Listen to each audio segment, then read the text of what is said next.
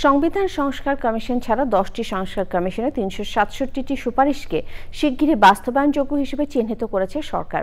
এর মধ্যে বাস্তবায়িত হয়েছে 37টি। প্রধান উপদেষ্টার প্রেস উইংয়ের নিয়মিত সংবাদ সম্মেলনে এই তথ্য দেওয়া হয়েছে। সংবাদ সম্মেলনে জানানো হয়, আওয়ামী লীগ সরকারের আমলে ক্রয় করা আড়ি পাতা যন্ত্রের জন্য তদন্ত কমিটি গঠন করা হয়েছে। মোস্তামুলিকের রিপোর্ট। তেজগাঁয়ে প্রধান উপদেষ্টার কার্যালয়ে উপদেষ্টা পরিষদের বৈঠক হয়েছে। বৈঠকে সভাপতিত্ব করেন প্রধান উপদেষ্টা অধ্যাপক ডক্টর মোহাম্মদ ইউনুস। পরে রাজধানীর ফরেন সার্ভিস একাডেমিতে প্রধান উপদেষ্টার প্রেস উইংয়ের সংবাদ সম্মেলনে জানানো হয়, 11টি সংস্কার কমিশনের মধ্যে 10টি কমিশনের যেসব সুপারিশ আশু বাস্তবায়নযোগ্য হিসেবে চিহ্নিত করা হয়েছে সেগুলো নিয়ে ক্যাবিনেটে আলোচনা হয়েছে।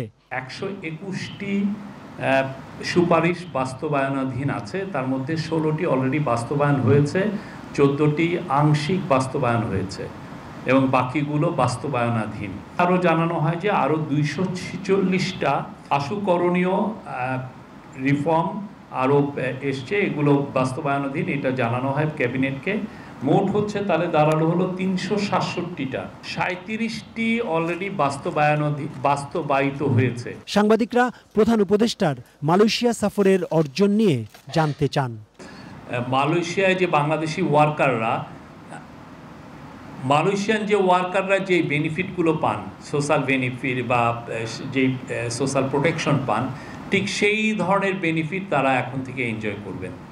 যারা আনডকুমেন্টেড এবং ইরেগুলার মালয়েশিয়ায় যে বাংলাদেশি ওয়ার্কাররা আছে তাদের বিষয়ে তাদেরকে যেন তারা ইরেগুলার মাইগ্রেন্টদেরকে যাতে রেগুলারাইজ করা হয়। সংবাদ সম্মেলনে জানানো হয়, মালয়েশিয়ায় অবস্থান করা বিদেশি শিক্ষার্থীরা যে সুবিধা ভোগ করে তা থেকে বঞ্চিত বাংলাদেশি শিক্ষার্থীরা। তবে এই সফরের মাধ্যমে সেই সমস্যার সমাধান হয়েছে। গত স্বৈরাচার সরকার বাংলাদেশের নাগরিক অধিকার হরণের জন্য এই সার্ভেলেন্সের যে ইকুইপমেন্টগুলো সেগুলো স্পাইওয়্যার তারা ইউজ করেছেন এই অবৈধ নজরদারি করার জন্য এবং আপনার ফ্রিডম অফ স্পিচটাকে কেড়ে রাখার জন্য। তো সেইটার উপরে একটা কমিটি করে দেওয়া হয়েছে। মুস্তাফা মল্লিক, চ্যানেল আই, ঢাকা। বান্ডেল থাকলে প্রতি সেনমানিতে টাকা বাঁচবে। বিকাশ সেনমানি বান্ডেল কিনে জিতুন প্রতি লেনদেনে।